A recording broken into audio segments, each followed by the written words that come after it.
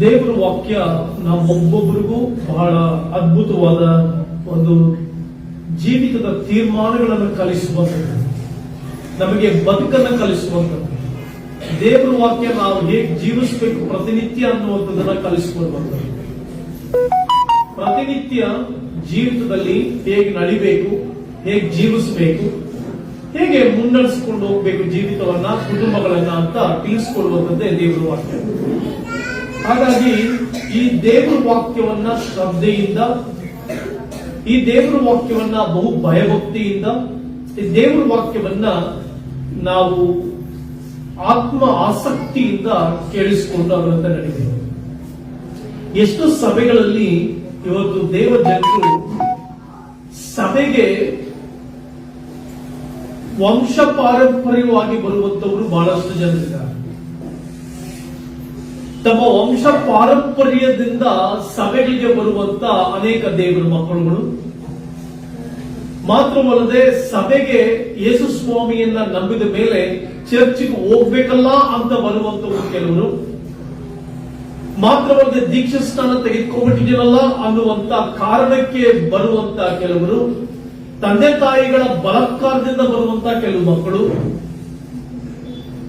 ಯಾರೋ ಬಲವಂತದಿಂದ ಸಭೆಗಳಿಗೆ ಬರುವಂತ ಸುಮಾರು ಜನರ ಮಧ್ಯದಲ್ಲಿ ದೇವರಿಗಾಗಿ ತಮ್ಮನ್ನು ಒಪ್ಪಿಸಿಕೊಟ್ಟು, ರಕ್ಷಕನಾದ ಯೇಸುವಿಗಾಗಿ ತಮ್ಮ ಬದುಕುಗಳನ್ನೇ ಒಪ್ಪಿಸಿಕೊಟ್ಟು, ತಮ್ಮ ಜೀವಿತಗಳನ್ನ ಆತನಿಗೆ ಪ್ರತಿಷ್ಠೆಪಡಿಸಿ, ಆತನಿಗಾಗಿ ನಾನು ಬದುಕ್ತೇನೆ, ಆತನಿಗಾಗಿ ಜೀವಿಸ್ತೇನೆ ಎಂಬ ತೀರ್ಮಾನದೊಂದಿಗೆ ಸಭೆಗೆ ಬಂದು ಆರಾಧಿಸುವಂತವರನ್ನು ದೇವರು ಹುಡುಕ್ತಾ ಇದ್ದಾನೆ. ದೇವರು ನೀತಿವಂತರನ್ನ ಹುಡುಕ್ತಾ ಇದ್ದಾನೆ. ಕೀರ್ತನೆಗಾರ ನೀತಿ ಬರ್ತಾನೆ, ದೇವರು ತನ್ನ ಸಾನ್ನಿಧ್ಯವನ್ನ ಹುಡುಕುವವರು ಇದ್ದಾರೋ ಎಂಬುದಾಗಿ ದೇವರು ನೋಡ್ತಾ ಇದ್ದಾರೆ. ತನ್ನ ಸಾನ್ನಿಧ್ಯವನ್ನ ಅಪೇಕ್ಷಿಸುವಂತ ಬುದ್ಧಿವಂತರು ಇದ್ದಾರೋ ಎಂಬುದಾಗಿ ದೇವರು ಅಪೇಕ್ಷಿಸ್ತಾ ಇದ್ದಾನೆ. ದೇವರು ಪರಲೋಕ ರಾಜ್ಯದಿಂದ, ಪರಲೋಕ ಸಂಸ್ಥಾನದಿಂದ ಮಾನವನ್ನ ಹುಡುಕ್ತಾ ಇದ್ದಾನೆ. ದೇವರ ಸಾನ್ನಿಧ್ಯವನ್ನ ಹುಡುಕುವಂತ ಬುದ್ಧಿವಂತರು. ಎಷ್ಟೋ ಸಾರಿ ಅನೇಕರು ಅನೇಕ ರೀತಿಗಳಲ್ಲಿ ಬುದ್ಧಿವಂತರಿದ್ದಾರೆ.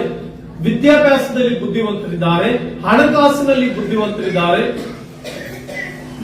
ಐಶ್ವರ್ಯವನ್ನ ಕೂಡಿಸಿಟ್ಟುಕೊಳ್ಳುವುದರಲ್ಲಿ ಬುದ್ಧಿವಂತರಿದ್ದಾರೆ, ತಮ್ಮ ಮಕ್ಕಳನ್ನ ಪೋಷಿಸುವುದರಲ್ಲಿ ಬುದ್ಧಿವಂತರಿದ್ದಾರೆ, ತಮ್ಮ ಮನೆಯನ್ನ ಇಷ್ಟ ವಸ್ತುಗಳಿಂದ ಅಲಂಕರಿಸಿಕೊಳ್ಳುವಂತ ಬುದ್ಧಿವಂತರಿದ್ದಾರೆ.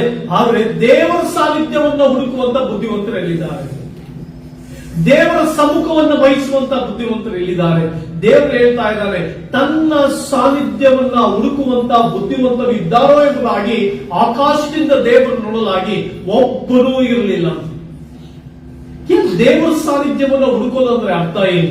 ದೇವರ ಸಮ್ಮುಖವನ್ನ ಹುಡುಕುವಂತ ಬುದ್ಧಿವಂತರು ಅಂದ್ರೆ ಅರ್ಥ ಏನಂದ್ರೆ, ಈ ಲೋಕಕ್ಕೂ ಮತ್ತೆ ಪ್ರಪಂಚದ ಆಶೆಗಳಿಗೂ ಮತ್ತೆ ಪರಲೋಕ ಸಂಸ್ಥಾನಕ್ಕೂ, ಪರಲೋಕದಲ್ಲಿರುವಂತಹ ಸಮಸ್ತ ಕಾರ್ಯಗಳಿಗೂ ಪ್ರಾಧಾನ್ಯತೆ ಕೊಟ್ಟು ಆತನ ಸಮ್ಮುಖದಲ್ಲಿ ಕೂತುಕೊಳ್ಳುವಂತ, ಆತನ ಸಮ್ಮುಖವನ್ನ ಬಯಸುವಂತ ಬುದ್ಧಿವಂತರು. ಮಾತಳು ಮರಿಯಳು ಇವರಿಬ್ಬರು ನಮಗೆ ಸದೃಶವಾಗಿದ್ದಾರೆ, ಇವರಿಬ್ಬರು ನಮಗೆ ಉದಾಹರಣೆ ಆಗಿದ್ದಾರೆ.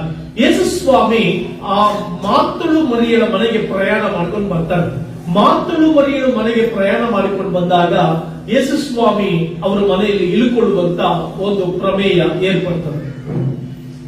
ಮಾತಳು ಈ ಲೋಕದ ಕಾರ್ಯಗಳಲ್ಲಿ, ಈ ಲೋಕದ ಸಂಗತಿಗಳಲ್ಲಿ, ಈ ಲೋಕದ ಎಲ್ಲಾ ಕಾರ್ಯಗಳಲ್ಲಿ ಬ್ಯುಸಿಯಾಗಿದ್ದರಿಂದ ಆಕೆ ಯೇಸುವಿನ ಪಾದವನ್ನು ಮರೆತು, ಯೇಸುವಿನ ಪಾದವನ್ನ ತ್ಯಜಿಸಿದಳು. ಯೇಸುವಿನ ಪಾದಕ್ಕೆ ಪ್ರಾಮುಖ್ಯತೆ ಕೊಡಲಿಲ್ಲ. ಮರಿಯಳು ಲೋಕದ ಎಲ್ಲಾ ಕಾರ್ಯಗಳನ್ನ ಬದಿಗಿಟ್ಟು ಯೇಸುವನ್ನ ಪ್ರಾಮುಖ್ಯವಾಗಿ ತಿಳಿದುಕೊಂಡಿದ್ದರಿಂದ, ರಕ್ಷಕನಾದ ಯೇಸುವನ್ನ ಅತಿ ಶ್ರೇಷ್ಠನೆಂದು ತಿಳ್ಕೊಂಡಿದ್ದರಿಂದ, ಯೇಸು ಸ್ವಾಮಿಯನ್ನ ಅದ್ಭುತವಾದ ದೇವರು, ಅತಿಶಯಗಳ ದೇವರು, ಆತನು ಭೂಮಿಯಾಕಾಶಗಳಿಗೆ ಒಡೆಯುವುದಾಗಿ ತಿಳ್ಕೊಂಡಿದ್ದರಿಂದ ಲೋಕವನ್ನೆಲ್ಲ ತ್ಯಜಿಸಿ ಯೇಸುವಿನ ಪಾದದ ಬಳಿ ಬಂತು. ಎಷ್ಟೋ ಕ್ರೈಸ್ತರು ಇವತ್ತು ಯಾಕೆ ಆ ಕೀರ್ತನೆಗಾರರು ಬರೀತಾ ಇದ್ದಾರೆ ಅಂತಂದ್ರೆ, ಲೋಕದಲ್ಲಿ ಬ್ಯುಸಿ ಆಗಿದ್ದೇವೆ, ಲೋಕದ ಕಾರ್ಯಗಳಲ್ಲಿ ಬ್ಯುಸಿ ಆಗಿದ್ದೇವೆ, ಲೋಕದ ಸಂಗತಿಗಳಲ್ಲಿ ಬ್ಯುಸಿ ಆಗಿದ್ದೇವೆ, ಲೋಕಕ್ಕೆ ಕೊಡುವಷ್ಟು ಪ್ರಾಮುಖ್ಯತೆ, ಲೋಕದ ಕಾರ್ಯಗಳಿಗೆ ಕೊಡುವಷ್ಟು ಪ್ರಾಮುಖ್ಯತೆ, ಲೋಕದ ಇಹಲೋಕದ ಐಶ್ವರ್ಯಕ್ಕೆ, ಇಹಲೋಕದ ಆಶೆಗಳಿಗೆ, ಇಹಲೋಕದ ಕಾರ್ಯಗಳಿಗೆ ಕೊಡುವಷ್ಟು ಪ್ರಾಮುಖ್ಯತೆ ಪರಲೋಕದ ಕಾರ್ಯಗಳಿಗೆ ಕೊಡದೇ ಇರುವಂತಹ ಕಾಲಘಟ್ಟಲೆ.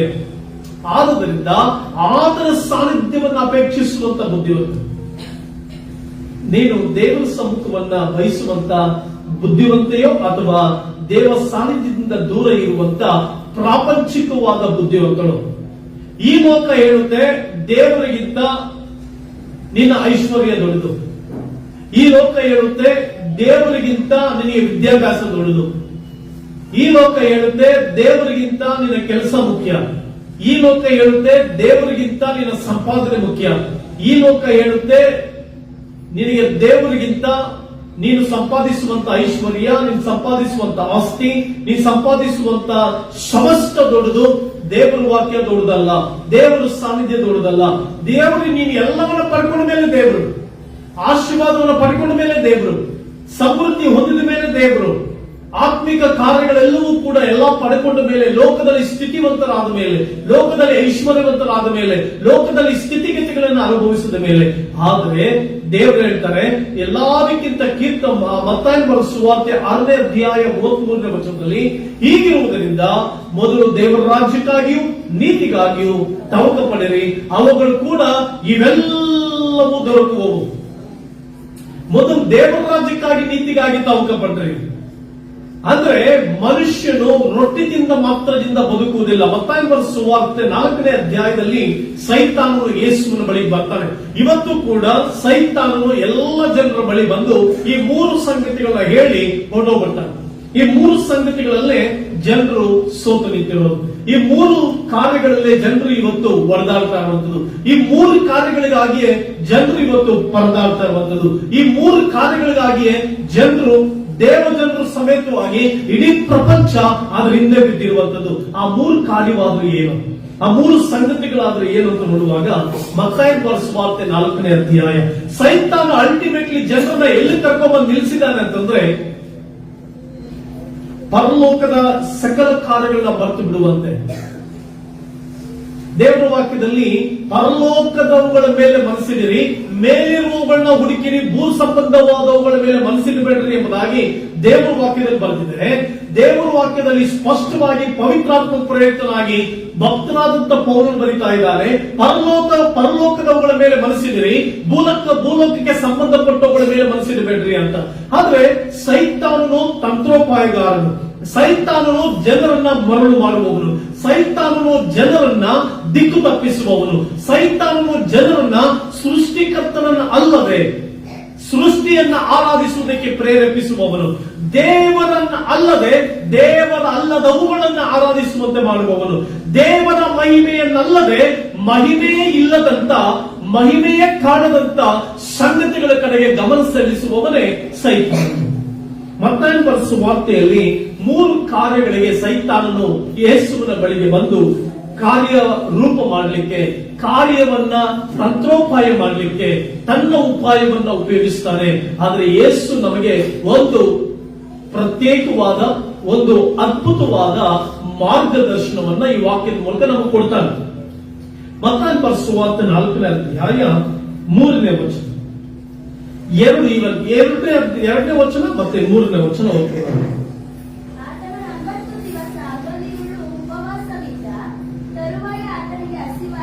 ಆತನು 40 ದಿವಸಗಳು ಉಪವಾಸವಿದ್ದ ತರುವಾಯ ಆತನಿಗೆ ಹಸಿವಾಯಿತಂತೆ. ಆಗ ಆ ಶೋಧಕನು ಆತನ ಬಳಿಗೆ ಬಂದು, ನೀನು ದೇವರ ಮಗನಾಗಿದ್ದರೆ ಈ ಕಲ್ಲುಗಳು ರೊಟ್ಟಿಯಾಗುವಂತೆ ಅಪ್ಪಣೆ ಕೊಡು ಎಂದು ಹೇಳಲು, ಆತನು ಮನುಷ್ಯನು ರೊಟ್ಟಿಗಿಂತ ಮಾತ್ರದಿಂದ ಬದುಕುವುದಿಲ್ಲ, ದೇವರ ಬಾಯಿಂದ ಹೊರಡುವ ಪ್ರತಿಯೊಂದು ಮಾತಿನಿಂದಲೂ ಬದುಕುವನು ಅಂತ ಯೇಸು ಸ್ವಾಮಿ ಹೇಳಿದ್ರು. ಹಲ್ಲೆಲೂಯಾ.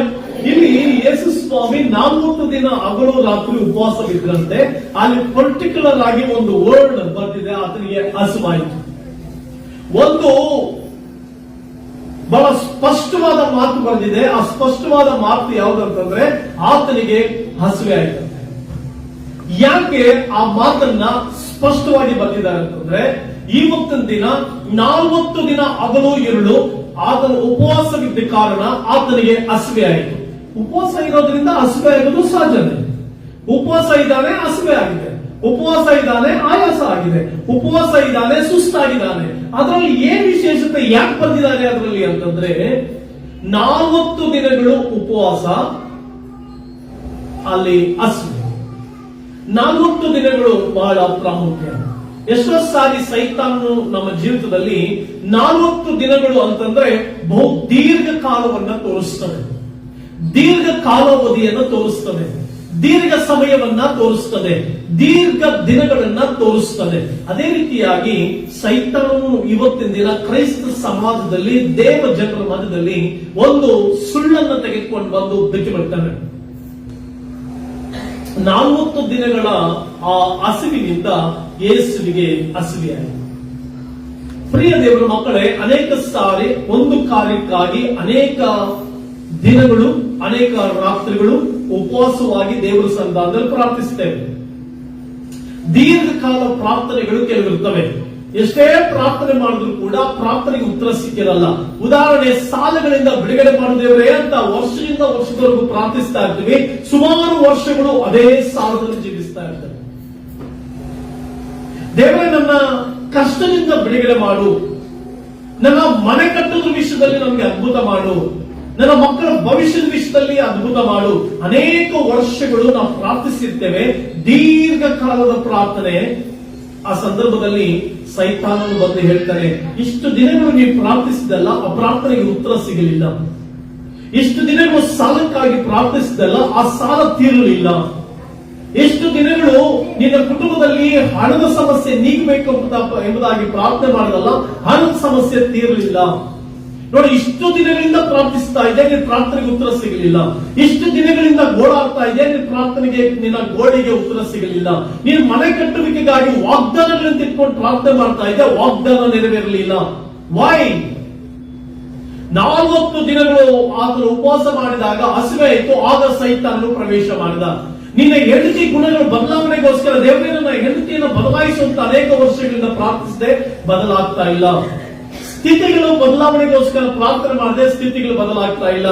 ಪ್ರಿಯ ದೇವರ ಮಕ್ಕಳೇ, ಈಗ ಸೈತಾನನು ಜನರನ್ನ ಹೋಗ್ತಾ ಇದ್ದಾನೆ, ಅನೇಕ ಕ್ರೈಸ್ತರನ್ನ ಹೋಗ್ತಾ ಇದ್ದಾನೆ. ನೀನ್ ಕೆಲಸಕ್ಕಾಗಿ ಅನೇಕ ವರ್ಷಗಳು ಪ್ರಾರ್ಥನೆ ಮಾಡದೆ ಕೆಲಸ ಸಿಗಲಿಲ್ಲ.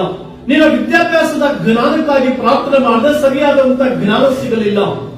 ಒಂದು ಸಾರಿ ನನಗೆ ಇನ್ನೂ ನೆನಪಿದೆ ಪ್ರಿಯ ದೇವರ ಮಕ್ಕಳೇ, ನನಗೆ ಬಹಳ ಪರಿಚಯ ಇರುವಂತ ಒಬ್ಬ ಸಹೋದರಿ, ತನ್ನ ಮಗಳು ಮತ್ತೆ ತನ್ನ ಗಂಡ ಸರಿಯಾದಂತ ಜ್ಞಾನ ಇಲ್ಲದೆ ಇರುವುದರಿಂದ ಆಕೆ ಪ್ರಾರ್ಥಿಸಿ ಪ್ರಾರ್ಥಿಸಿ ಪ್ರಾರ್ಥಿಸಿ ಒಂದು ದಿನ ಅವರ ಮನೆಗೆ ಹೋಗಿದ್ದಾಗ ಆಕೆ ನನಗೆ ಈ ರೀತಿ ಹೇಳ್ತಾಳೆ, ಅಯ್ಯ, ಅನೇಕ ವರ್ಷಗಳು ನನ್ನ ಮಗಳಿಗೋಸ್ಕರ ಪ್ರಾರ್ಥನೆ ಮಾಡಿದೆ, ನನ್ನ ಮಗಳ ಜ್ಞಾನ ಸರಿ ಹೋಗಲಿಲ್ಲ.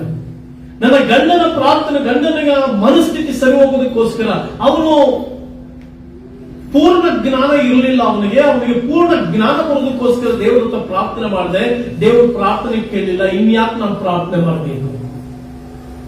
ಇನ್ಯಾಕೆ ನಾನು ಮೊರೆ ಇಡಬೇಕು? ಇನ್ಯಾಕೆ ನಾನು ದೇವರ ಹತ್ರ ಕೂಗಬೇಕು? ಹಾಗೆ ನಾನು ಆಕೆ ಹೇಳಿದೆ, ಇದು ಸೈತಾನನ ತಂತ್ರೋಪಾಯಗಳಲ್ಲಿ ಒಂದು ತಂತ್ರೋಪಾಯ, ಆತನ ಉಪಾಯಗಳಲ್ಲಿ ಇದೊಂದು ತಂತ್ರೋಪಾಯ. ಆದುದರಿಂದ ನೀನು ನಿನ್ನ ದೇವರಿಗೆ ಪ್ರಾರ್ಥಿಸುವಾಗ ದೀರ್ಘಕಾಲದ ಕೆಲವು ಪ್ರಾರ್ಥನೆಗಳಿರುತ್ತೆ, ಅನೇಕ ವಾಗ್ದಾನಗಳ ನೆರವೇರಿಕೆಗಾಗಿ ಪ್ರಾರ್ಥನೆ ಇರುತ್ತೆ, ಅನೇಕ ದೀರ್ಘಕಾಲ ತಾಳ್ಮೆಯಿಂದ ಕಾಯಬೇಕಾಗುತ್ತೆ, ಆರೋಗ್ಯಕ್ಕಾಗಿ ದೀರ್ಘಕಾಲ ಕಾಯಬೇಕಾಗುತ್ತೆ, ನಮ್ಮ ಕೆಲಸಗಳು ನಡಿಬೇಕಾದ್ರೆ ದೀರ್ಘಕಾಲ ಕೆಲವು ಸಾರಿ ಕಾಯಬೇಕಾಗುತ್ತೆ. ಆಗ ಸೈತಾನನು ನಿನ್ನ ಬಳಿ ಬಂದು ನಿನ್ನನ್ನ ಹಸಿವೆಯಾದಾಗ, ನೀನು ಅದರಿಂದ ಸೋತು ನಿಂತಾಗ, ಆ ಕೆಲಸ ಆಗದೆ ಇದ್ದಾಗ, ಆ ಪ್ರಾರ್ಥನೆ ನೆರವೇರದೆ ಇದ್ದಾಗ, ಪ್ರಿಯ ದೇವರ ಮಕ್ಕಳೇ, ನಿಮ್ಮ ಜೀವಿತಗಳಲ್ಲಿ ಬಹಳ ಪ್ರಾಮುಖ್ಯ. ಅದ್ಭುತನಾದಂತ ದೇವರು, ಮಹಾಕಾರ್ಯಗಳು ಮಾಡುವಂತ ದೇವರು, ಅತಿಶಯಗಳು ಮಾಡುವಂತ ದೇವರು. ನೀನು ಎಷ್ಟು ಕಾಲ ದೀರ್ಘವಾಗಿ ಕಾಯ್ತೀಯೋ ಅಷ್ಟು ದೀರ್ಘವಾದ ಆಶೀರ್ವಾದವನ್ನ ಪಡೆದುಕೊಳ್ಳಿ. ತಾಳ್ಮೆಯಿಂದ ನೀ ಕಾದಿರಬೇಕು. ಅಬ್ರಹಾಮನು 75ನೇ ವರ್ಷದವನಾಗಿದ್ದಾಗ ದೇವರಿಂದ ಕರೆಯಲ್ಪಡ್ತಾನೆ.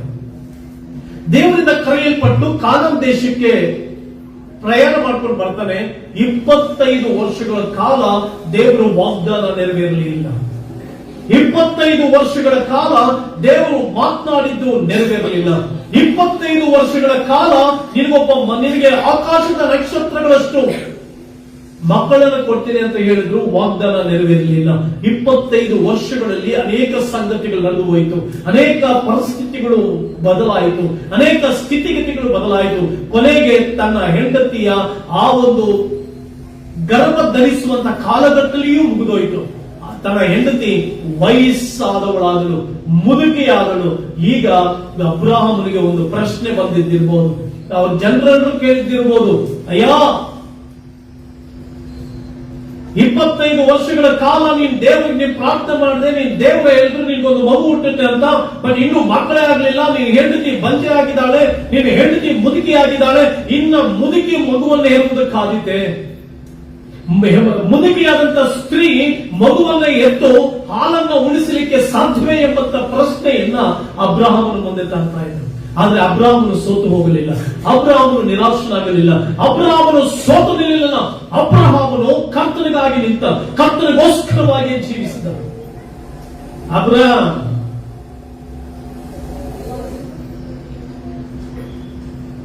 ಅಬ್ರಹಾಮನ ಜೀವಮಾನದಲ್ಲಿ ಕಾದ 25 ವರ್ಷಗಳ ಕಾಲ ದೇವರ ವಾಗ್ದಾನ ನೆರವೇರಿಕೆಗಾಗಿ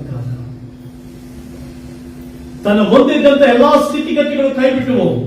ಈವನ್ ತನ್ನ ಹೆಂಡತಿಯ ದೇಹ ಕೂಡ ಹೇಳ್ತು, ನಿನ್ನ ಹೆಂಡತಿಯ ದೇಹ ಮುದುಕಾವಸ್ಥೆಯಲ್ಲಿದೆ, ಇನ್ನು ಮಗು ನೋ ಚಾನ್ಸ್, ಸಾಧ್ಯವೇ ಇಲ್ಲ. ಆಗ ಪ್ರಿಯ ದೇವರ ಮಕ್ಕಳೇ, ದೇವರು ತನ್ನ ಸಮಯದಲ್ಲಿ ವಾಗ್ದಾನವನ್ನು ನೆರವೇರಿಸ್ತಾರೆ, ತನ್ನ ಸಮಯದಲ್ಲಿ ತನ್ನ ಕಾರ್ಯವನ್ನ ನೆರವೇರಿಸ್ತಾರೆ. ಆದುದರಿಂದ ಪ್ರಿಯ ದೇವರ ಮಕ್ಕಳೇ, 40 ದಿನಗಳು ಕಾಲ ನೀನು ಕಾಯ್ತಾ ಇದೆಯಾ? ಯೇಸು 40 ದಿನಗಳು ಅಂದ್ರೆ ದೀರ್ಘ ಕಾಲ ಪ್ರಾರ್ಥನೆಯ ಸಮಯ. ಆತನಿಗೆ ಹಸಿವೆ ಆಗಿರುತ್ತೆ.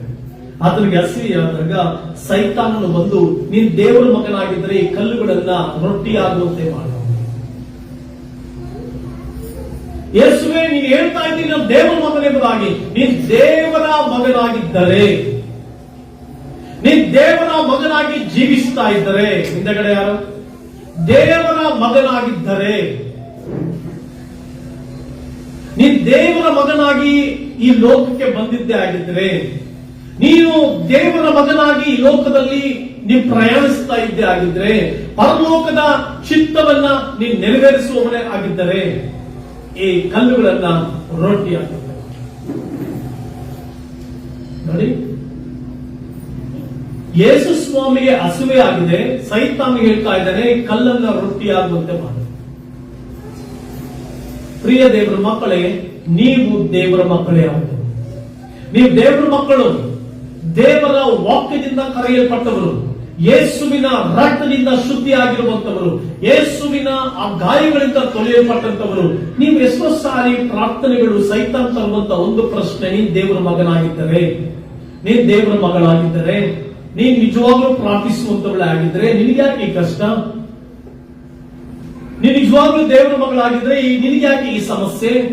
ನೀನ್ ದೇವರ ಮಗಳಾಗಿದ್ರೆ ನಿನಗೆ ಯಾಕೆ ಈ ಪ್ರಾಬ್ಲಮ್? ನಿನಗೆ ಯಾಕೆ ಈ ಕೆಲಸ ಇಲ್ಲದೆ ಇರುವಂತ ಸಮಸ್ಯೆ? ನೀನ್ ದೇವರ ಮಗನಾಗಿದ್ರೆ ನಿನಗೆ ಯಾಕೆ ಈ ಸೈತಾನ್ ಕೆಲವು ಸಾರಿ ಪ್ರಶ್ನೆಗಳೊಂದಿಗೆ ನಮ್ಮೊಂದಿಗೆ ಬರ್ತಾರೆ.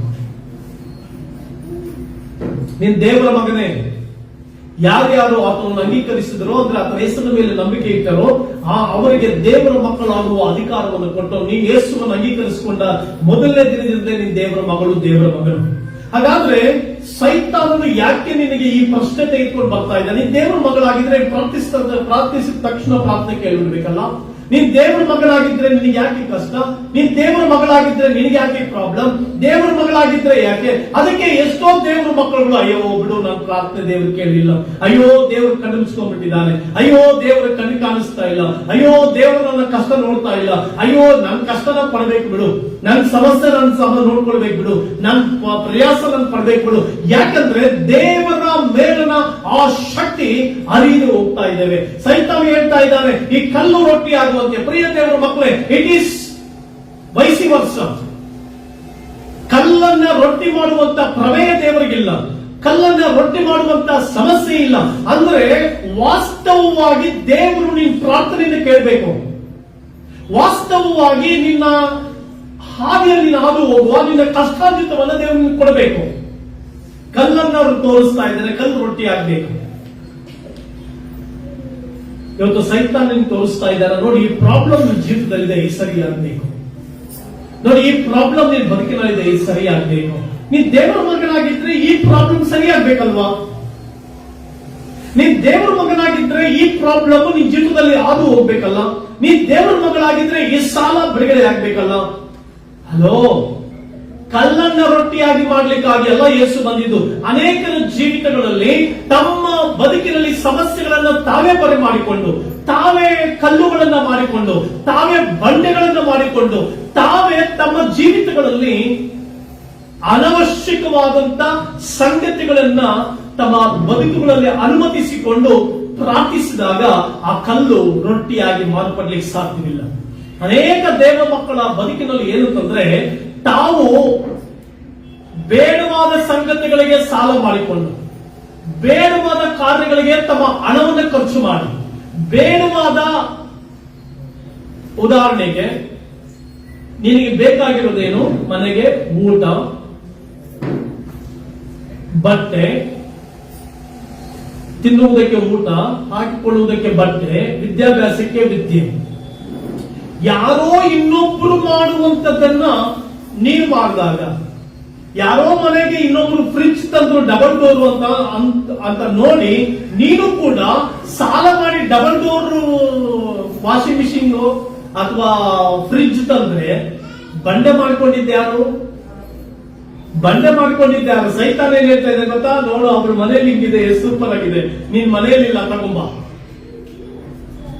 ಯಾರೋ ಪಕ್ಕದ ಮನೆಯವರು ಉದ್ದ ವಾಲೆ ಹಾಕೊಂಡು ಬಂದಿರ್ತಾರೆ. ಅದಕ್ಕೆ ಸೈತಾನ ಏನ್ ಹೇಳ್ತಾರೆ, ನೋಡು, ಅವ್ರು ಉದ್ದ ಹಾಕಿದ್ರೆ ಅವ್ರಿಗಿಂತ ಡಬಲ್ ಉದ್ದ ಹಾಕು. ಹಣವನ್ನ ಪೋಲು ಮಾಡ್ತಾ ಇರೋದು ಯಾರು? ಇನ್ನೊಬ್ರು ಯಾವ್ದೋ ಡ್ರೆಸ್ ಹಾಕ್ತಾರೆ ಅಂತ ಮಾಡರ್ನ್ ಡ್ರೆಸ್, ನೀವು ಮಾಡರ್ನ್ ಡ್ರೆಸ್ ತಗೊಂಡ್ರೆ, ಅವ್ರು 1,000 ರೂಪಾಯಿ ಸೀರೆ ತಗೊಳ್ತಾ ಇದ್ರೆ 10,000 ತಗೊಂಡ್ರೆ ಸಾಲಗಾರರು ಆಗ್ತಾ ಇರೋದು ಯಾರು?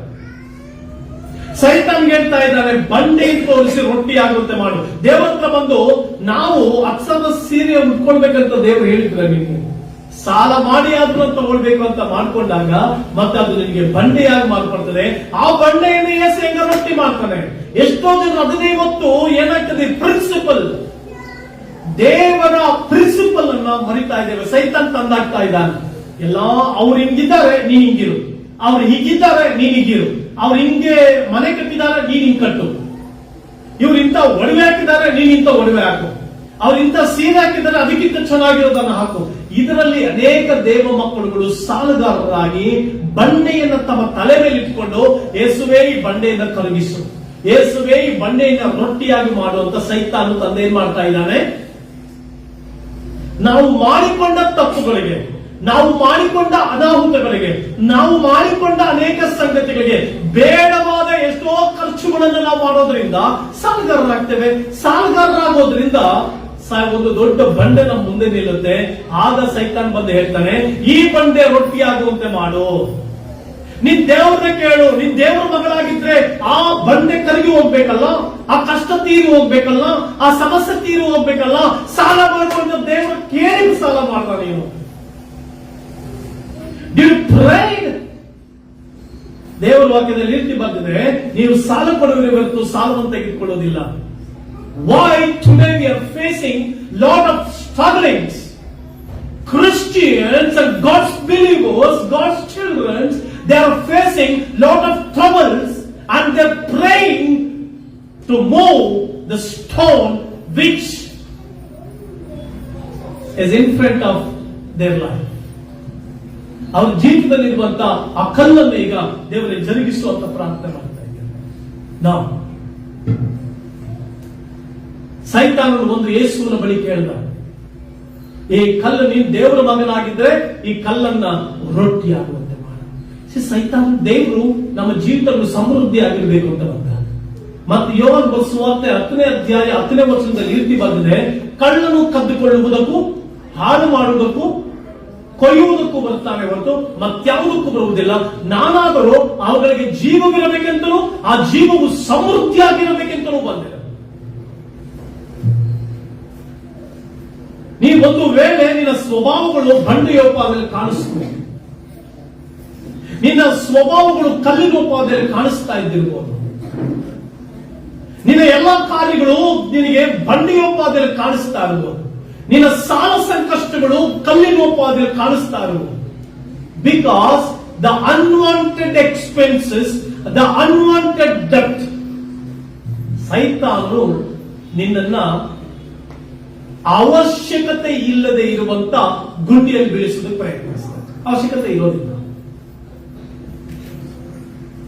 ನಿನಗೆ ಗೊತ್ತಾಗೋದೇ ಇಲ್ಲ. ನಿನ್ನ ಜೀವನದಲ್ಲಿ ಒಂದು ಪ್ರಯಾಣ ಮಾಡ್ಕೊಂಡು ಬಂದಾಗ ನಾನು ಇಷ್ಟು ದೊಡ್ಡ ಸಾಲದಲ್ಲಿ ಹೆಂಗ್ ಸಿಕ್ಕಾಕೊಂಡೆ, ನಾನು ಇಷ್ಟು ದೊಡ್ಡ ಸಂಕಟದಲ್ಲಿ ನಾನು ಹೆಂಗ್ ಸಿಕ್ಕಾಕೊಂಡೆ, ನಾನು ಇಷ್ಟು ದೊಡ್ಡ ಪ್ರಾಬ್ಲಮ್ ನಲ್ಲಿ ನಾನು ಹೆಂಗ್ ಸಿಕ್ಕಾಕೊಂಡೆ, ಇಷ್ಟು ದೊಡ್ಡ ಸಂಕಟದಲ್ಲಿ ನಾನು ಹೆಂಗ್ ಸಿಕ್ಕಾಕೊಂಡೆ, ಇಷ್ಟು ದೊಡ್ಡ ಅನಾಹುತದಲ್ಲಿ ನಾನು ಹೆಂಗ್ ಸಿಕ್ಕಾಕೊಂಡೆ ಅಂತ ಯೋಚನೆ ಮಾಡುವಾಗ ನೀನು ಇವತ್ತು ಕಣ್ಣೀರು ಸುರಿಸ್ತಾ ಇರ್ಬೋದು, ನೀನು ಇವತ್ತು ವೇದನೆ ಪಡ್ತಾ ಇರ್ಬೋದು. ಅಯ್ಯೋ ದೇವ್ರೆ, ಇಷ್ಟೆಲ್ಲ ನಾನು ಚೆನ್ನಾಗಿ ಆಗ್ಬಿಡ್ತೀನಿ ಅನ್ಕೊಂಡೆ, ಬಟ್ ಯಾಕೋ ಸಂಕಟ ಜಾಸ್ತಿ ಆಗ್ತಾ ಇದೆ. ನಾನು ಎಲ್ಲಾ ರೀತಿಗಳಲ್ಲೂ ಚೆನ್ನಾಗಿ ಆಗ್ಬಿಡ್ತೀನಿ ಅನ್ಕೊಂಡೆ, ಇವತ್ತು ಹಣ ನನ್ನ ಕೈಗೆ ಬಂದಾಗ ಸಮೃದ್ಧಿಯಾಗಿ ಊಟ ಮಾಡ್ಲಿಕ್ಕೆ ಆಗ್ತಾ ಇಲ್ಲ, ಸಂತೃಪ್ತಿಯಾಗಿ ಊಟ ಮಾಡಕ್ ಆಗ್ತಾ ಇಲ್ಲ, ನಾನು ತೃಪ್ತಿಕರವಾಗಿ ಬದುಕಲಿಕ್ಕೆ ಆಗ್ತಾ ಇಲ್ವಲ್ಲ ಸ್ವಾಮಿ, ನನ್ನ ಜೀವಿತವನ್ನು ಸಂತೋಷವಾಗಿ ಕಳೀಲಿಕ್ಕೆ ಆಗ್ತಾ ಇಲ್ವಲ್ಲ. ಏನೋ ಹಣ ಬರುತ್ತೆ, ಇದಕ್ಕೆ ಬಡ್ಡಿ ಕಟ್ಟು, ನನಗೇನೋ ಸಂಕಟ ಬರುತ್ತೆ, ಇದಕ್ಕೆ ಅನಾರೋಗ್ಯಕ್ಕೆ ಕಟ್ಟು, ನನಗೇನೋ ಹಣ ನನ್ನ ಕೈ ಬರುತ್ತೆ, ಈ ಒಂದು ಆಸ್ಪತ್ರೆ ಕಟ್ಟು. ಇದೇ ನನ್ನ ಜೀವನ ಆಗ್ಬಿಡ್ತಾರೆ ಸ್ವಾಮಿ, ಇದೇ ನನ್ನ ಬದುಕಾಯ್ತಾರೆ ಸ್ವಾಮಿ. ಕುಟುಂಬದಲ್ಲಿ ಕಷ್ಟಪಟ್ಟು ಬೆಳಗ್ಗೆಯಿಂದ ಸಾಯಂಕಾಲ ಕಷ್ಟಪಟ್ಟು ಮನೆಗೆ ಹೋದಾಗ ಸಂತೋಷ ಸಿಗುತ್ತೆ ಅಂತಂದ್ರೆ ಕುಟುಂಬದಲ್ಲಿ ಸಂತೋಷ ಇಲ್ಲ, ಕುಟುಂಬದಲ್ಲಿ ನೆಮ್ಮದಿ ಇಲ್ಲ, ಮನೆಗೆ ಯಾಕಾದ್ರೂ ಬಂದು ಅನ್ಸುತ್ತೆ. ಏನೋ ಭಾರವಾದ ಹೃದಯ, ನೀನು ಇವತ್ತು ಭಾರವಾದ ಹೃದಯದಿಂದ ಇವತ್ತು ಸಭೆಯಲ್ಲಿ ಕೂತಿರ್ಬೋದು, ಭಾರವಾದ ಸಂಕಟದಿಂದ ಸಭೆ ಒಳಗಡೆ ಕೂತಿರ್ಬೋದು, ಅನಾರೋಗ್ಯದ ನಿಮಿತ್ತ ಭಾರವಾದ ಹೃದಯದಿಂದ ಕುಳಿತಿದ್ದಿರ್ಬೋದು. ಅಯ್ಯೋ, ನನ್ನ ಗಂಡನ ಕುಡಿತನ ಜಾಸ್ತಿ ಆಗ್ತಾ ಇದೆ, ನನ್ನ ದಾರಿ ತಪ್ಪೋದೇ ಲೇಸು ಅಂತ ದಾರಿ ತಪ್ಪಿರ್ಬೋದು. ಯಾವುದು ನಿನ್ನ ಜೀವಿತ ಇದೆ? ಯಾವ ಕಲ್ಲು ನಿನ್ನ ಜೀವಿತದಲ್ಲಿ ಕರೆಯಿಸ್ತಾ ಇದೆ? ಸೈತಾನ ಯಾವ ಕಲ್ಲನ್ನು ನಿನಗೆ ತೋರಿಸ್ತಾ ಇದ್ದಾನೆ? ಯಾವ ಕಲ್ಲನ್ನು ತೋರಿಸಿ ನಿನ್ನ ಬದುಕಿನಲ್ಲಿ ಯಾವ ಕಲ್ಲನ್ನು ತೋರಿಸಿ ರೊಟ್ಟಿ ಹಾಕುವಂತ ಮಾಡ್ತಾ ಇದ್ದಾರೆ? ದೇವರು ಕಲ್ಲುಗಳನ್ನ ರೊಟ್ಟಿ ಮಾಡೋದಕ್ಕಾಗಿ ಬರಲಿಲ್ಲ, ನಿನ್ನ ಬದುಕನ್ನ ಹಸನು ಮಾಡೋದಕ್ಕಾಗಿ ಬಂದಿದ್ದಾನೆ. ನಿನ್ನ ಕಲ್ಲನ್ನು ತೆಗೆದಾಕುವುದಕ್ಕೆ ಆತನು ಶಕ್ತನಾಗಿದ್ದಾನೆ. ದೇವರು ವಾಕ್ಯದಲ್ಲಿ ರೀತಿ ಬಂದಿದೆ, ಕಲ್ಲಾದ ಹೃದಯವನ್ನ ನಿಮ್ಮೊಳಗಿಂದ ತೆಗೆದು ಮೃದುವಾದ ಹೃದಯವನ್ನು ಅನುಗ್ರಹಿಸು. ಪ್ರಿಯ ದೇವರ ಮಕ್ಕಳೇ, ಯಾವುದೇ ವಿಷಯದಲ್ಲಿ ಕಲ್ಲಾಗಿದೆ, ಯಾವುದಲ್ಲಿಗೆ ಕಲ್ಲಾಗಿ ಮಾರ್ಪಟ್ಟಿದೆ, ದೇವರ ಸೈತಾನ ಹೇಳ್ಬಾರ್ದು, ಹೇಳ್ತಾ ಇರ್ಬೋದು ಆ ಕಲ್ಲನ್ನ ರೊಟ್ಟಿ ಆಗುವಂತೆ ಮಾಡಿ. ಇಲ್ಲ, ದೇವರು ಮಾಡೋದಿಲ್ಲ. ನಿನ್ನನ್ನು ಸೈತಾನನ್ನು ಪ್ರೇರೇಪಿಸಿ ಬೇಡವಾದ ಸಂಗತಿಗಳಲ್ಲಿ ನಿನ್ನನ್ನು ಇರಿಸಿ ಇವತ್ತು ನಿನ್ನ ಸಂಕಟಕ್ಕೆ ತಳ್ಳಿ ಹಾಕಿದ್ದಾನೆ. ಹಾಗಾದ್ರೆ ದೇವರು ನಿನ್ನ ವಿಮೋಚನೆಗೊಳಿಸೋದಿಲ್ವಾ? ದೇವರನ್ನ ಬಿಡುಗಡೆ ಮಾಡೋದಿಲ್ವಾ? ಬಿಡುಗಡೆ ಮಾಡ್ತಾನೆ. ನೀನು ಬಿಡುಗಡೆ ಮಾಡ್ತಾನ ಅಥವಾ ದೇವರ ಮುಂದೆ ಒಂದು ಪ್ರಾರ್ಥಿಸು. ದೇವರ ಮುಂದೆ ಪ್ರಾರ್ಥಿಸಿ. ಏನಂತ ಪ್ರಾರ್ಥಿಸಿ ಗೊತ್ತಾ? ಸ್ವಾಮಿ, ಆ ಕಲ್ಲನ್ನ ರೊಟ್ಟಿ ಆಗುವಂತ ಪ್ರಾರ್ಥಿಸಬೇಡ, ಈ ಸಮಸ್ಯೆ ನನ್ನಿಂದ ತೆಗೆಯಂತ ಪ್ರಾರ್ಥಿಸಬೇಡ, ಈ ಪ್ರಾಬ್ಲಮ್ ನಿಂದ ಬಿಡುಗಡೆ ಮಾಡುವಂತ ಪ್ರಾರ್ಥಿಸಬೇಡ, ಈ ಅನಾರೋಗ್ಯವನ್ನು ನನ್ನಿಂದ ತೆಗೆಯಂತ ಪ್ರಾರ್ಥಿಸಬೇಡ. ಬದಲಾಗಿ ಏನು ಪ್ರಾರ್ಥಿಸು? ಮನುಷ್ಯನು ರೊಟ್ಟಿ ತಿಂದ ಮಾತ್ರದಿಂದ ಬದುಕುವುದಿಲ್ಲ, ದೇವರ ಬಾಯಿಂದ ಹೊರಡುವ ಪ್ರತಿಯೊಂದು ಮಾತಿಂದ ಬದುಕುವನು. Through the word of God, ದೇವರ ವಾಕ್ಯದ ಮೂಲಕವಾಗಿ ನೀನು ಬದುಕ್ಯ. ಹೆಚ್ಚು ನಿನ್ನನ್ನು ವಾಕ್ಯಕ್ಕೆ ಹಾಕಿಕೋ, ವಾಕ್ಯದವರೆಗೆ ವಾಪಸ್ ಬಾ. Come back to the word of God, come back to the word of god.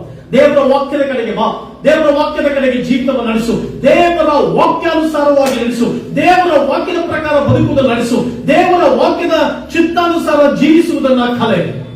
ಆಗ ಕರ್ತನು ನಿನ್ನ ಬಂಡೆಯನ್ನು ತೆಗೆದಾಕ್ತಾನೆ. ವಾಕ್ಯ ನಿನ್ನಲ್ಲಿ ಬೇರೂರುತ್ತೆ. ಯಾವಾಗ ವಾಕ್ಯ ನಿನ್ನ ಒಳಗಡೆ ಬರುತ್ತೋ, ಯಾವಾಗ ವಾಕ್ಯ ನಿನ್ನ ಜೀವಿತವಾಗುತ್ತೋ, ಯಾವಾಗ ವಾಕ್ಯ ನಿನ್ನ ಮನಸ್ಸಾಗುತ್ತೋ, ಯಾವಾಗ ವಾಕ್ಯ ನಿನ್ನ ಕುಟುಂಬವಾಗುತ್ತೋ, ವಾಕ್ಯ ವಾಕ್ಯ ವಾಕ್ಯ ನಿನ್ನ ಬದುಕನ್ನ ಪೂರ್ಣ ಬದಲಾವಣೆ ಮಾಡುತ್ತೆ. The word of God will change your life. Don't ask God to remove stone which is in front of your life, but connect with the word of God. The word of God will remove the stone which is pulling you. ನಿನ್ನ ಆಡಳಿತ ಮಾಡ್ತಾ ಇರುವಂತ ಆ ದೇವರ ವಾಕ್ಯ ನಿನ್ನನ್ನು ಬಿಟ್ಟು ಹೋಗುತ್ತೆ. ಆ ದೇವರ ವಾಕ್ಯದ ಮೂಲಕ ಆ ಬಂಡೆ ಬಿಟ್ಟು ಹೋಗುತ್ತೆ. ಕ್ರಿಸ್ತನು ನಿನ್ನೊಟ್ಟಿಗೆ ಇರ್ತಾನೆ. ಒಂದು ಇಸ್ರಾಯೇಲರು ಪ್ರಯಾಣ ಮಾಡ್ಕೊಂಡು ಬರ್ತಿರ್ತಾರೆ. ಇಸ್ರಾಯೇಲರು ಪ್ರಯಾಣ ಮಾಡ್ಕೊಂಡು ಬರ್ತಿದ್ದಾಗ ಪರಿಶುದ್ಧಾತ್ಮ ನಡೆಸ್ಕೊಂಡು ಬರ್ತಂತ ಕಾಲ ಗೊತ್ತಿದೆ. ಇಲ್ಲಿ ಅರಣ್ಯಕ್ಕೆ ಬರ್ತಾರೆ, ಅಲ್ಲಿ ಅವ್ರು ನೀರು ಸಿಕ್ಕಲ್ಲ. ನೀರು ಸಿಗದೆ ಇರುವಾಗ ದೇವರು ಮೋಶೆಗೆ ಹೇಳ್ತಾರೆ, ಮೋಶೆ ಆ ಬಂಡೆಗೆ ಮಾತಾಡು, ಮೋಶೆ ಆ ಬಂಡೆಗೆ ಮಾತಾಡು, ನೀರು ಬರುತ್ತೆ. ಆ ಬಂಡೆಗೆ ಮಾತನಾಡಿದಾಗ ನೀರು ಹೊರಚೆ. ನೀನಿವತ್ತು ವಾಕ್ಯಕ್ಕೆ ಒಂದಾಗಿ ವಾಕ್ಯದ ಪ್ರಕಾರ ಜೀವಿಸುತ್ತಾ ವಾಕ್ಯವನ್ನು ಆಧಾರವಾಗಿ ಇಟ್ಟುಕೊಂಡು ಕ್ರಿಸ್ತನ ವಾಕ್ಯವನ್ನ ನೀನು ಪ್ರಸಂಗಿಸುವಾಗ, ಕ್ರಿಸ್ತನ ವಾಕ್ಯವನ್ನ ನಿನ್ನ ಸಮಸ್ಯೆಗೆ ನುಡಿಯುವಾಗ ಆ ಬಂಡೆ ನೆಲೆಸುವ. ಜಕರೀಯನು ಬರೆದ ಪ್ರವಾದನೆ ಗ್ರಂಥದ ಕೀರ್ತಿ ಬಂದಿದೆ, ಜೆರುಬ್ಬಾಬೆಲನೇ ಆ ದೊಡ್ಡ ಬೆಟ್ಟವೇ ನೀನು ಯಾರು, ಜೆರುಬ್ಬಾಬೆಲನ ಮುಂದೆ ನೀನು ನೆಲೆಸಬಹುದು. ದೇವರ ವಾಕ್ಯದ ಮುಂದೆ, ವಾಗ್ದಾನಗಳ ಮುಂದೆ ಬಂಡೆಗಳು ನೆಲೆಸುವಾಗಿ ಬರ್ತವೆ. ಅದನ್ನು ಅರ್ಪಿಸ್ತಾರೆ. ಪ್ರಿಯ ದೇವರ ಮಕ್ಕಳೇ, ನೀನ್ ದೇವರ ಮಗನಾಗಿದ್ದರೆ ಆ ಕಲ್ಲುಗಳನ್ನ ರೊಟ್ಟಿಯಾಗಿ ಮಾಡುವುದು. ಯೇಸು ಸ್ವಾಮಿ ಹೇಳಿದ್ರು, ರೊಟ್ಟಿ ತಿಂದ ಮಾತ್ರದಿಂದ ಮನುಷ್ಯ ಬದುಕೋದಿಲ್ಲ, ಈ ಲೋಕದ ಐಶ್ವರ್ಯದಿಂದ ಮನುಷ್ಯ ಬದುಕೋದಿಲ್ಲ, ಹಣದಿಂದ ಮನುಷ್ಯ ಬದುಕೋದಿಲ್ಲ, ಜ್ಞಾನದಿಂದ ಮನುಷ್ಯ ಬದುಕೋದಿಲ್ಲ, ದೇವರ ವಾಕ್ಯದಿಂದ ಮನುಷ್ಯ ಬದುಕ್ತಾರೆ. ದೇವರ ವಾಕ್ಯಕ್ಕೆ ಹೆಚ್ಚು ಪ್ರಾಧಾನ್ಯ. ನಿನ್ನ ಕುಟುಂಬದಲ್ಲಿ ವಾಕ್ಯಕ್ಕೆ ವಾಗ್ದಾನಗಳನ್ನ ಹಿಡಿದು ಮಾತನಾಡು. ನಿನ್ನ ಸಮಸ್ಯೆಗೆ ವಾಗ್ದಾನಗಳ ಮೂಲಕವಾಗಿ ಮಾತನಾಡು. ವಾಕ್ಯಗಳನ್ನ ನಿನ್ನ ಸಮಸ್ಯೆಗೆ ಮಾತನಾಡು. Talk to your problem with promise.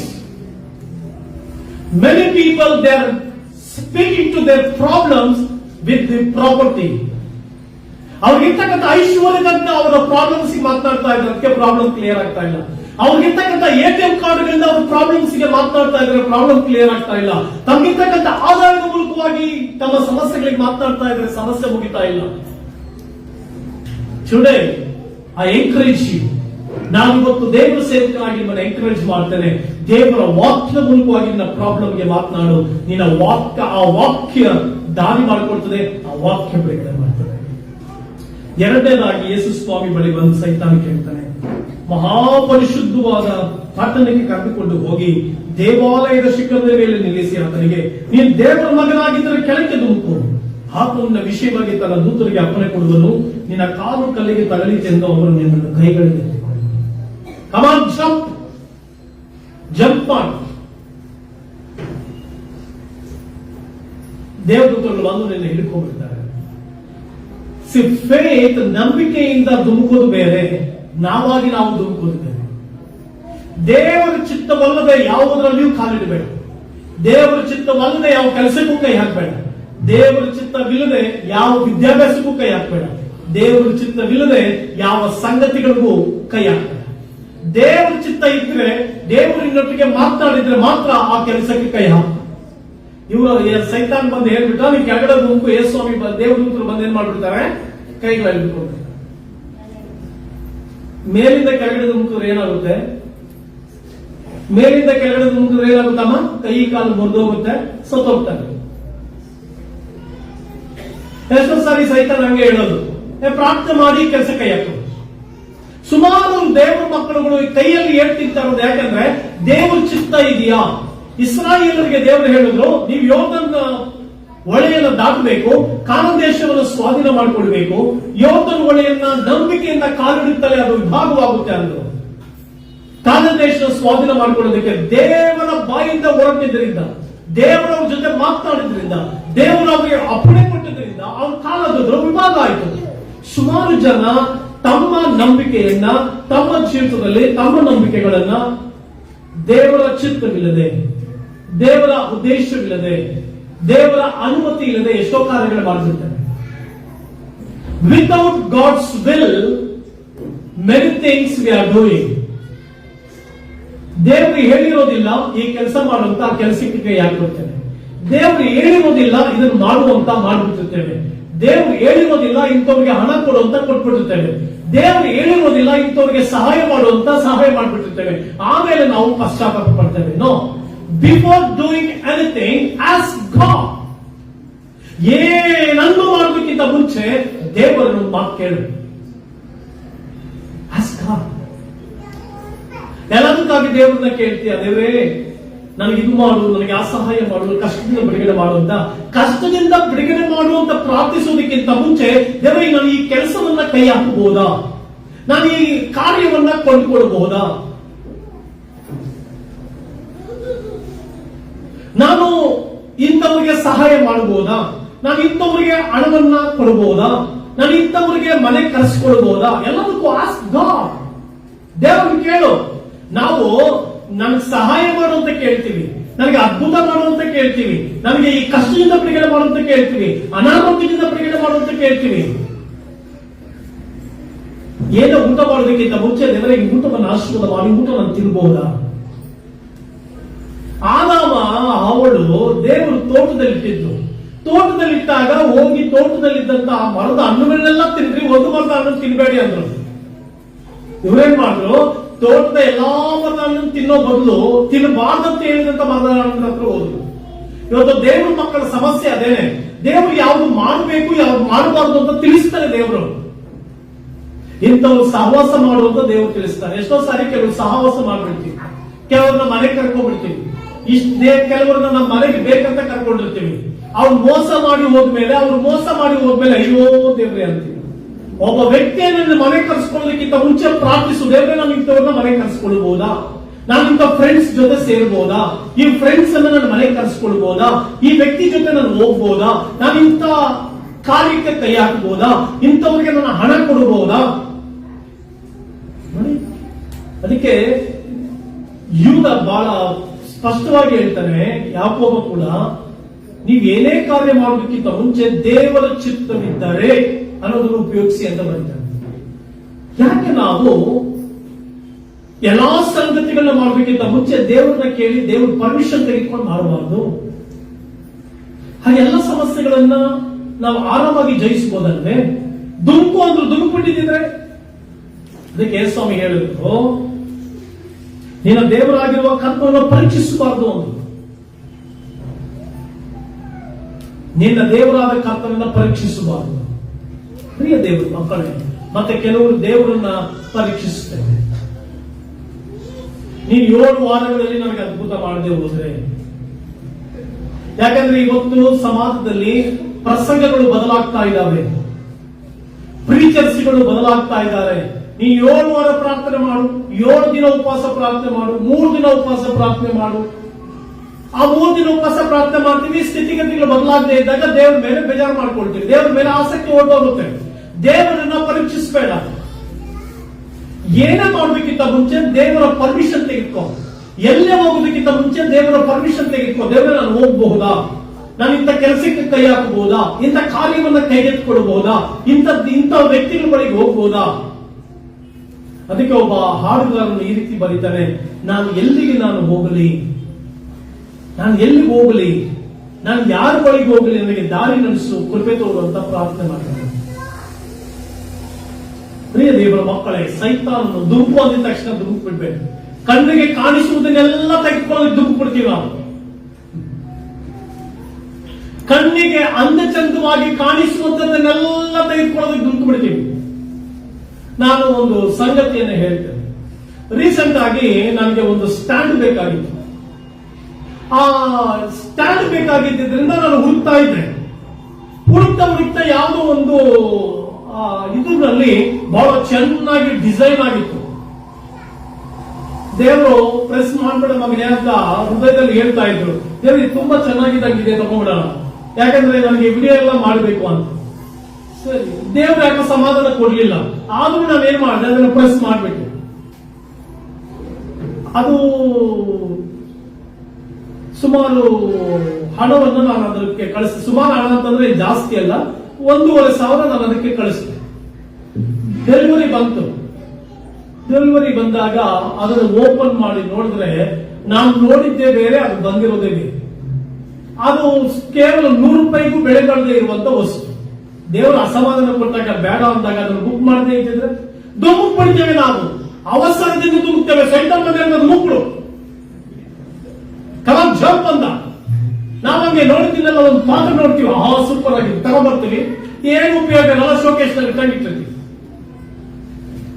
ಯಾವ ಅಂಗಡಿಗೆ ಹೋಗಿರ್ತೀವಿ, ಉಮಾ ಗೋಲ್ಡ್, ಏನು ಬಂಗಾರನೂ ಅಲ್ಲ, ಉಮಾ ಗೋಲ್ಡ್ ಕಣ್ಣಿಗೆ ಚಂದವಾಗಿ ಕಾಣಿಸ್ತದೆ, ಸೂಪರ್ ಆಗಿದೆ, 1000 ರೂಪಾಯಿ ಖರ್ಚು ಮಾಡ್ತೀವಿ, ತಗೊಂಡ್ಬರ್ತೀವಿ, ಕಿವಿಗಳೆಲ್ಲ ಗಾಯಗಳಾಗೋದು, ಕೆಮ್ಮು ಕೂತಿರ್ತೀವಿ. Don't jump. ಸೈತಾನ ಹೇಳ್ತಾನೆ, ಕಣ್ಣಿಗೆ ಕಾಣಿಸೋದನ್ನೆಲ್ಲ ತಗೋ, ಮನಸ್ಸಿಗೆ ಇಷ್ಟವಾದದ್ದನ್ನೆಲ್ಲ ತಿನ್ನು, ಮನಸ್ಸಿಗೆ ಇಷ್ಟವಾದದ್ದನ್ನೆಲ್ಲ ತಿನ್ನೋದು, ರಾತ್ರಿ ಎಲ್ಲ ಕೆಮ್ಮು ಕೂತ್ಕೊಂಡು ನೋಡಿ. ಸೈತಾನ ಬಂದು ಹೇಳಿದ ಜಂಪ್ ಅಂತ, ಯೇಸು ಸ್ವಾಮಿ ಜಂಪ್ ಮಾಡಿದ್ರ ಪರೀಕ್ಷಿಸಬಾರ್ದು ಅಂದ್ರು. ಸೈತಾನ ಜೀವಿತದಲ್ಲಿ ಏನೆಲ್ಲ ತೆಗೆದುಕೊಂಡು ಬರುವಾಗ ಡೋಂಟ್ ಜಂಪ್. ಅವಳಿಗೆ ಅದೇ ಪ್ರಾಬ್ಲಮ್ ಆಗಿದ್ದು.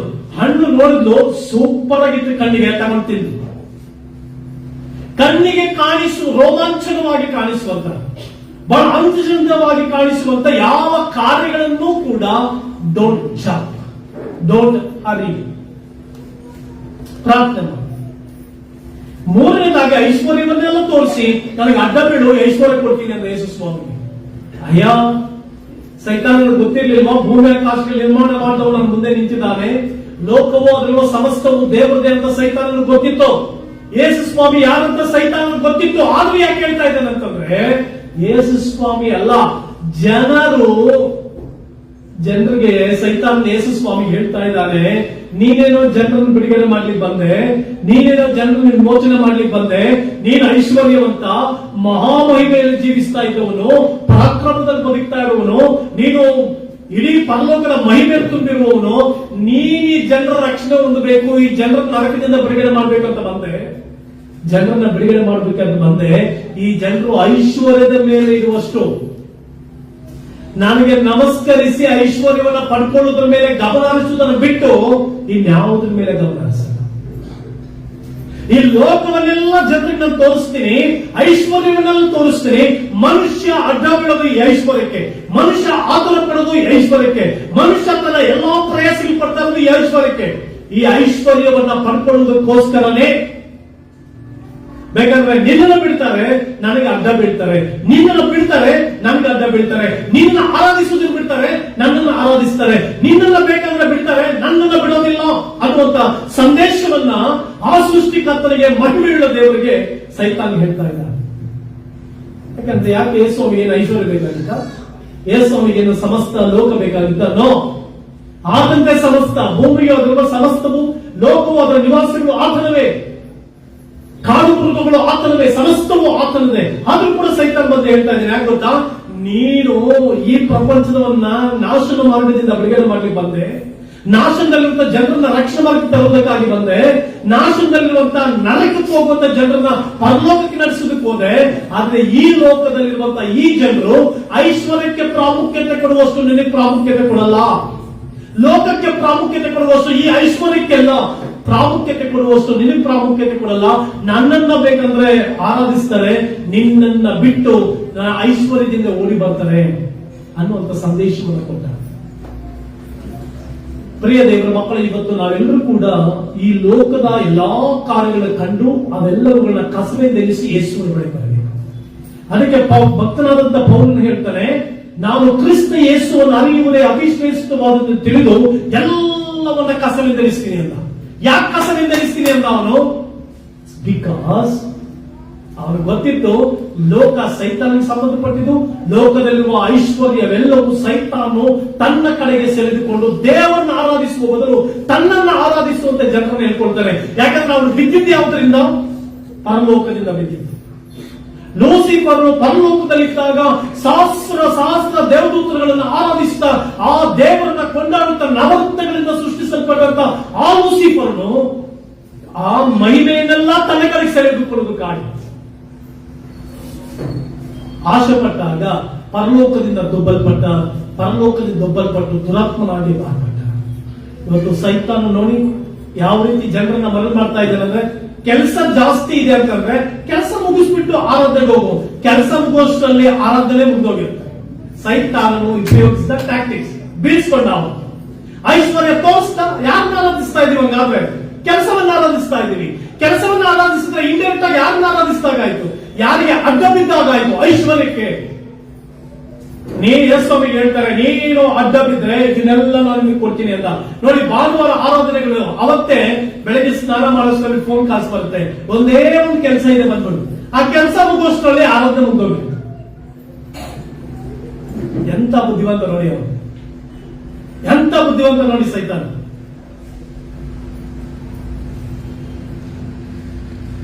ಸೈತಾನನ ತಂತ್ರೋಪಾಯಗಳನ್ನ ಎದುರಿಸಿ ನಿಲ್ಲುವುದಕ್ಕೆ ಕನ್ನಡಿ ಮುಂದೆ ಹೋಗಿ ಅಮ್ಮಣ್ಣಿ ಕ್ರೀಮ್ ಹಾಕಿ ಉಜ್ಜಿ ಪಾಲಿಶ್ ಮಾಡೋಷ್ಟಕ್ಕೆ 10 ಡ್ರೆಸ್ ಹಾಕಿ ಪಿನ್ ಹಾಕಿ ಜಡೆ ಹಾಕೋಷ್ಟರಲ್ಲಿ ಅಲ್ಲೊಂದು ಮೊಕ್ಕಾಲು. Satan tactics, it's very, very, very richly impacting among the people. ಬಹಳ ಐಶ್ವರ್ಯವುಳ್ಳದ್ದಾಗಿ ಇಂಪ್ಯಾಕ್ಟ್ ಆಗ್ತಾ ಇದೆ. ಅದಕ್ಕೆ ಹೇಳಿದೆ, ಸೈತಾನ ಹೇಳ್ತಾನೆ, ನೀನು ನನಗೆ ಅಡ್ಡ ಬಿದ್ದಿದ್ದೆಲ್ಲ ನನಗೆ ಕೊಡ್ತೀನಿ ಅಂತ. ಭಾನುವಾರನೇ ಕೆಲಸ, ಭಾನುವಾರನೇ ಎಲ್ಲ ಆರಾಧಿಸುವುದಕ್ಕೆ ತಡೆ ಮಾಡುವ ಸೈತಾನ.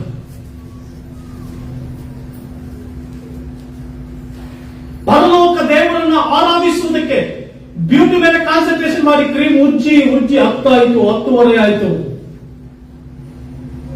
ಅರ್ಧ ಗಂಟೆ ಸೀರೆ ಹಾಕಕ್ಕೆ, ಅರ್ಧ ಗಂಟೆ ಜಡೆ ಬಾಚಕ್ಕೆ 1 ಅವರ್ ಮುಗಿದೇ ಹೋಯ್ತು. ಅರ್ಧ ಗಂಟೆ ಹಿಂಗ್ ಹೋಗ್ ಬರ್ತೀನಿ ಅಂತ ಹೋಟ್ಲಲ್ಲಿ ಕಾಫಿ ಕುಡ್ಕೊಂಡು, ಹೋಟ್ಲಲ್ಲಿ ತಿಂಡಿ ತಿನ್ಕೊಂಡು, ಕೆಲಸದವನ್ನೆಲ್ಲ ಮುಗಿಸ್ಕೊಂಡು ಬರೋಷ್ಟೊತ್ತಿಗೆ 11 ಗಂಟೆ ಆಗೋಯ್ತು. ಆರಾದರೆ ಮುಗಿದೋಯ್ತು. ವಾಕ್ಯಕ್ಕೆ ಬರ್ತೇವೆ. How Satan tactics is very richly impacting the people. ಆದ್ದರಿಂದ ಪ್ರಿಯ ದೇವರ ಮಕ್ಕಳೇ, ನೀ ನನಗೆ ಅಡ್ಡ ಬೀಳು, ಕೆಲಸದ ಮೂಲಕ ಅಡ್ಡ ಬೀಳು, ಮನೆ ಕೆಲಸದ ಮೂಲಕ ಅಡ್ಡ ಬೀಳು. ಆರಾಧಿಸೋಗ್ಬೇಡ. Don't go for worship. ಏನ್ ಆರಾಧನೆ ಹೋಗ್ತೀವನ್ನವರು ಇಲ್ಲ.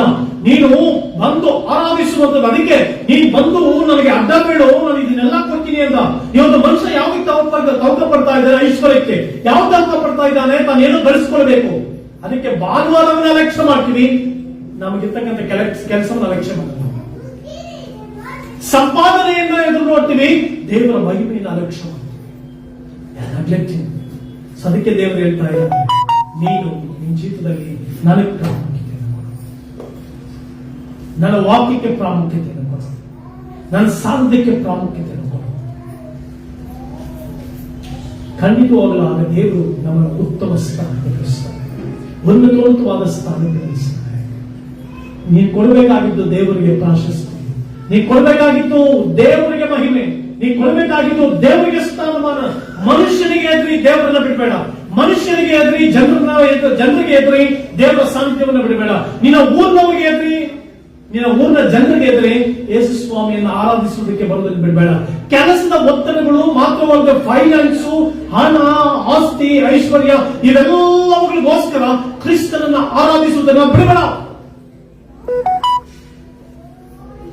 Give first place to your God. ನಿನ್ನ ದೇವರಿಗೆ ಪ್ರಾಮುಖ್ಯತೆ ಕೊಡು, ಆರಾಧಿಸುವುದಕ್ಕಾಗಿ ಕೊಡು. ಯವನಸ್ಥನೇ ನಿನ್ನ ಜೀವಿತ ದೇವರ ರಾಜ್ಯ ಕಟ್ಟುವುದಕ್ಕಾಗಿ ಕೊಡು. Give your first preference to your Creator. ನಿನ್ನ ಸೃಷ್ಟಿಕರ್ತನಿಗೆ ಕೊಡು, ನಿನ್ನ ದೇವಾದಿ ದೇವನಿಗೆ ಕೊಡು, ನಿನ್ನ ರಾಜಾದಿ ರಾಜನಿಗೆ ಕೊಡು. ನಾನು ದೇವರಿಗೆ ಪ್ರತಿದಿನ ದೇವರಿಗೆ ನನ್ನ ಹೃದಯದಲ್ಲಿ ದೇವರಿಗೆ ಸ್ತೋತ್ರ ಮಾಡ್ತೀನಿ. ಏನಂತ ಸ್ತೋತ್ರ ಮಾಡ್ತೀನಿ ಗೊತ್ತಾ? ನನ್ನ ಯವನ ಪ್ರಾಯದಲ್ಲಿ ನೀನು ನನ್ನನ್ನು ಆರಿಸಿಕೊಂಡಿದ್ದಕ್ಕಾಗಿ ಸ್ತೋತ್ರ. ಯಾಕೆಂದ್ರೆ ಲೋಕ ಏನಂತ ಗೊತ್ತಾಗಲಿಲ್ಲ, ಪ್ರಪಂಚ ಏನಂತ ಗೊತ್ತಾಗಲಿಲ್ಲ, ಮೋಸ ಏನಂತ ಗೊತ್ತಾಗಲಿಲ್ಲ. ಮಾತ್ರವಲ್ಲದೆ ಕ್ರಿಸ್ತನಿಗೆ ವಿರುದ್ಧವಾಗಿ ಕ್ರಿಸ್ತನ ಮಹಿಮೆಯನ್ನ ಕಳ್ಕೊಳ್ಳುವಂತ ಜೀವಿತ ನನಗೆ ಸಿಗಲಿಲ್ಲ. ಕ್ರಿಸ್ತನೊಟ್ಟಿಗೆ ಬದುಕುವಂತ ಜೀವಿತ ನನಗೆ ಸಿಗ್ತು. ಲೋಕದಲ್ಲಿ ಇದ್ದಿದ್ರೆ, ಲೋಕದ ಕಾರ್ಯಗಳಲ್ಲಿ ಇದ್ದಿದ್ರೆ ಇವತ್ತು ಲೋಕದಲ್ಲಿ ನಮ್ಮ ಜೀವಿತಗಳು ಅಸ್ತವ್ಯಸ್ತವಾಗ್ತಾ ಇತ್ತು, ನಮ್ಮ ಬದುಕುಗಳು ಅಸ್ತವ್ಯಸ್ತವಾಗ್ತಾ ಇತ್ತು. ಕ್ರಿಸ್ತನು ನಮ್ಮನ್ನು ಆರಿಸಿಕೊಂಡಿದ್ದರಿಂದ, ಕ್ರಿಸ್ತನು ಲೋಕದ ಯಾವ ಚಿತ್ರಗಳನ್ನು ನಮಗೆ ತೋರಿಸದೆ ಆತನ ಸಮ್ಮುಖದಲ್ಲಿ ನಮ್ಮನ್ನು ಸಂರಕ್ಷಿಸುವುದರಿಂದ. ಆದ್ದರಿಂದ ನಿನ್ನ ಯವನ ಪ್ರಾಯ ದೇವರು ಕೊಡು, ನಿನ್ನ ಜೀವಿತ ದೇವರು ಕೊಡು, ಮೊದಲನೇ ಸ್ಥಾನ ದೇವರು ಕೊಡು. ಆತ ಖಂಡಿತವಾಗಲೂ ನಿನ್ನ ಜೀವಿತ ನಡೆಸ್ತಾನೆ. ಹಲ್ಲೆಲೂಯಾ. ಆತನ ನಿನ್ನ ಬದುಕನ್ನು ಮುನ್ನಡೆಸ್ತಾನೆ, ಕಾಪಾಡ್ತಾನೆ, ಆಶೀರ್ವದಿಸ್ತಾನೆ. ಹಲ್ಲೆಲೂಯ. ನೀನು ಆತನ ಹಿಂದೆ ಹೋಗುವುದಾದ್ರೆ, ಆತನನ್ನು ಅನುಸರಿಸುವುದಾದ್ರೆ, ಆತನ ಸಮ್ಮುಖದಲ್ಲಿ ಜೀವಿಸುವುದಾದ್ರೆ, ಆತನ ಸಾನ್ನಿಧ್ಯವನ್ನು ಅಪೇಕ್ಷಿಸುವ ಬುದ್ಧಿವಂತರು ಇದ್ದಾರೋ ಎಂದು ದೇವರು ಆಕಾಶದಿಂದ ನೋಡಲಾಗಿ ಬುದ್ಧಿವಂತರು ಒಬ್ಬರೂ ಇಲ್ಲ ಅಂತೆ. ನೀನು ಆ ಬುದ್ಧಿವಂತರು ಒಬ್ಬರೂ ಇಲ್ಲ ಅನ್ನುವಂತ ಪದ ಬೇಡ. ದೇವರ ಸಮ್ಮುಖಕ್ಕೆ ಬಾ, ದೇವರ ಸಾನ್ನಿಧ್ಯಕ್ಕೆ ಬಾ, ದೇವರ ಸನ್ನಿಧಾನವನ್ನು ಅಪೇಕ್ಷಿಸುವಂತ, ದೇವರ ರಾಜ್ಯಕ್ಕಾಗಿ ದುಡಿಯುವಂತ ಬುದ್ಧಿವಂತನಾಗಿ ಮಾರ್ಪಡು, ಬುದ್ಧಿಯುಳ್ಳ ಕನ್ಯೆಯಾಗಿ ಮಾರ್ಪಡು. ಕರ್ತನ ರಾಜ್ಯದಲ್ಲಿ ಕರ್ತನಿಗೋಸ್ಕರ ಪರಲೋಕದವುಗಳನ್ನ ನೀವು ನೋಡು, ಪರಲೋಕದ ಕಾರ್ಯಗಳ ಮೇಲೆ ಮನಸ್ಸಿಡು, ಮೇಲಿನವುಗಳ ಮೇಲೆ ಮನಸ್ಸಿಡು. ಆಗ ಪರಲೋಕದ ಸಮಸ್ತ ಆಶೀರ್ವಾದ, ಪರಲೋಕದ ಸಮಸ್ತ ಕಾರ್ಯಗಳು, ಪರಲೋಕದ ಶಾಂತಿ, ಪರಲೋಕದ ಸಮಾಧಾನ, ಪರಲೋಕದ ನೆಮ್ಮದಿ, ಪರಲೋಕದ ಆರೋಗ್ಯ, ಪರಲೋಕದ ಜ್ಞಾನ, ಪರಲೋಕದ ವಿವೇಕ, ಸಮಸ್ತ ಪರಲೋಕದ ಎಲ್ಲಾ ಆಶೀರ್ವಾದಗಳು ನಿನ್ನನ್ನ, ನಿನ್ನ ಕುಟುಂಬವನ್ನ, ನಿನ್ನ ಮಕ್ಕಳನ್ನ, ನಿನ್ನ ಮನೆಯವರು ಹಿಂಬಾಲಿಸುತ್ತದೆ. ಕರ್ತನು ನಿಮ್ಮೆಲ್ಲರನ್ನ ಆಶೀರ್ವಾದ ಮಾಡಲಿ. ಕರ್ತನ ಆಶೀರ್ವಾದ ನಿಮ್ಮೊಟ್ಟಿಗೆ ಇರಲಿ, ದೇವರ ಪ್ರಸನ್ನತೆ ಮಟ್ಟಿಗೆ ಇರಲಿ. ಕರ್ತನು ನಿಮ್ಮನ್ನ ಆಶೀರ್ವದಿಸಲಿ ಎಂಬುದಾಗಿ ಹೇಳ್ತಾ ನನ್ನ ಪ್ರಸಂಗವನ್ನು ಮುಗಿಸ್ತೇನೆ. God bless you.